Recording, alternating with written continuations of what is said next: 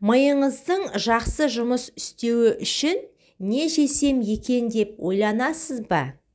Мына тағамдар денсаулығыңызды нығайтып қана қоймай, ақпаратты әлдеқайда тезірек ұғынуға көмектеседі. Осы 10 азықты рационға қоса отырып, өзіңіздің еске сақтау, зейін, ой жинақтау қабілетіңізді арттырыңыз.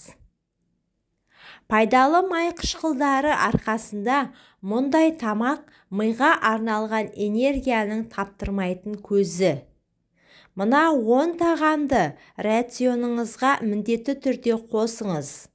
Сонда сіз өзіңіздің еске сақтау және ой жинақтау қабілетіңіздің қалай жақсаратынын көресіз. Тағамға көп нәрсе байланысты. Бірінші, асқабақ дәндері. Асқабақ дәндерінің құрамында мырыш бар. Белсенді ақыл-ой қызметін жылдамдатуға және еске сақтау қабілетін жақсартуға көмектеседі. Екінші, грек жаңғақтары. Басқа жаңғақтармен салыстырғанда, грек жаңғақтарының құрамында өте көп мөлшерде Е дәрумені болады.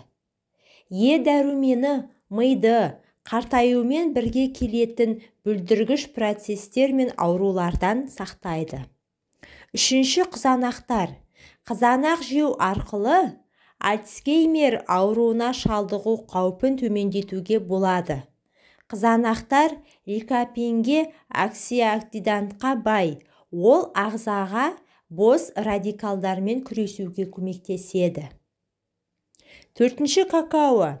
Қара шоколад тек тәтті ғана емес. Какао адамның когнитивті мүмкіндіктерін арттырады және жүректің жұмысына жақсы әсерін береді. Жүрек қан тамырлар жүйесі қаншалықты жақсы жұмыс істесе, ми қан айналымы арқылы соншалықты пайдалы заттар ала отырып қанығады.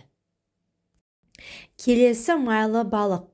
Қызыл балық, скумбрия, тунец, макрел, сардиндер. Осы балықтарды сирек болса да жеп тұру керек. Омега-3 қаныққан май осы балықтарда да өте көп мөлшерде бар.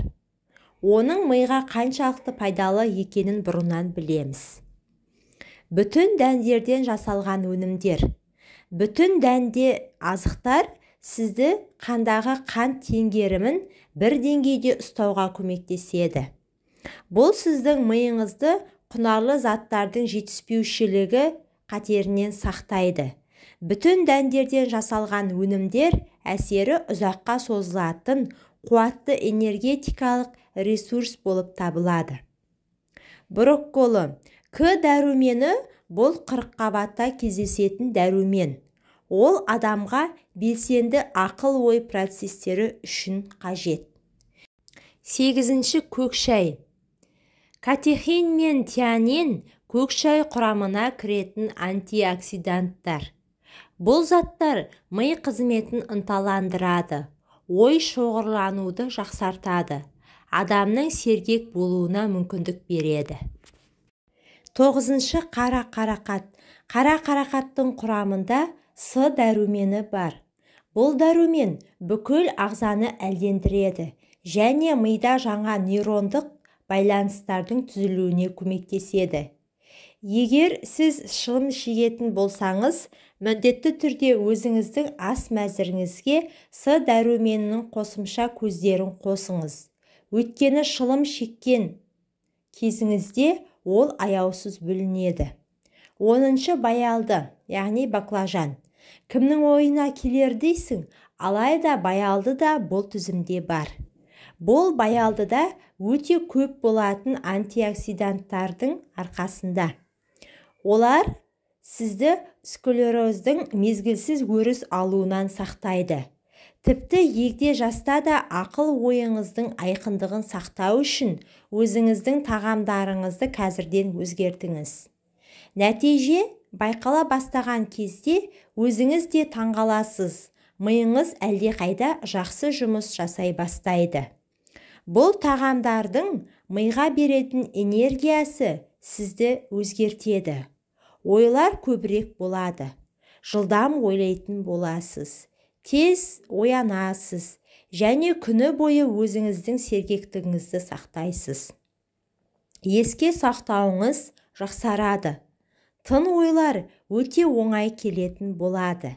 Міне, осының бәрі жейтін азығымызды бақылауға алуға тұрарлық емес пе?